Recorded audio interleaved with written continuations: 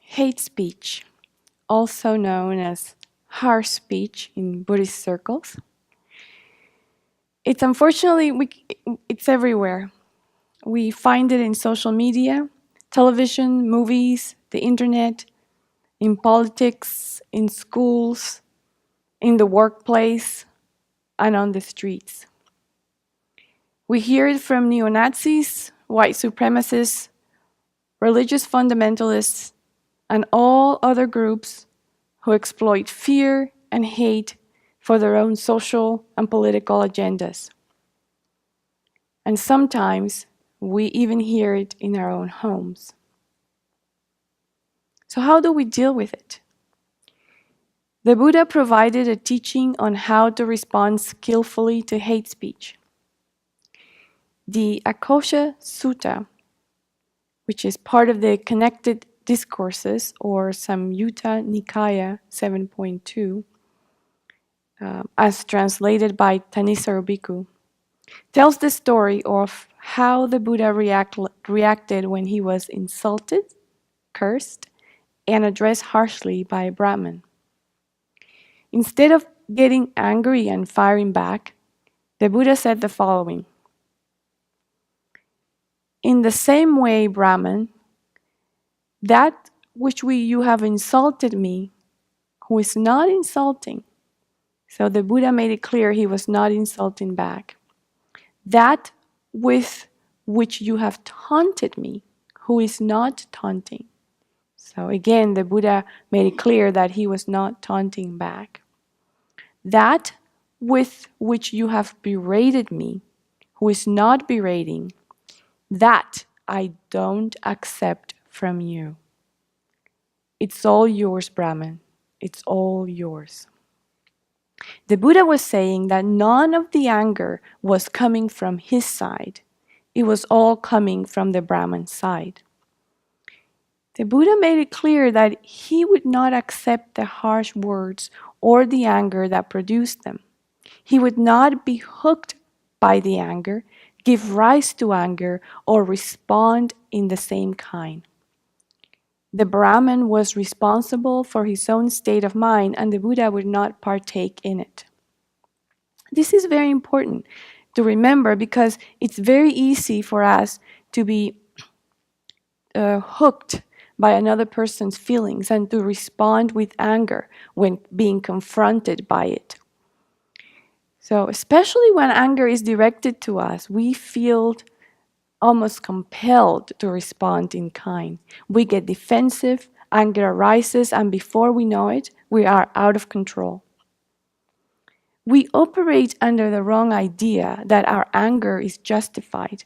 We think that anger is the most effective and natural response when we feel threatened, when we feel afraid, when we are confronted with a situation that we don't like, or even when we don't get our way.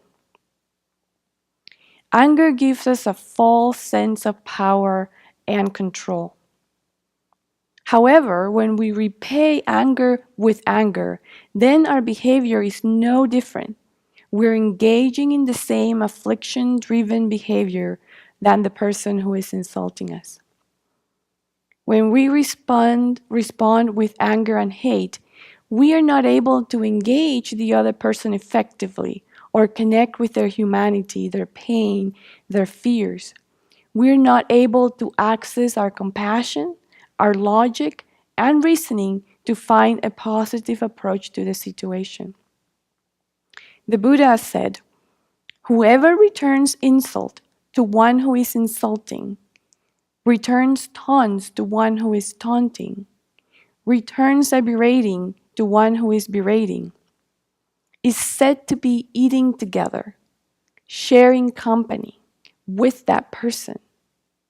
But I am neither eating together nor sharing your company, Brahman. It's all yours. It's all yours."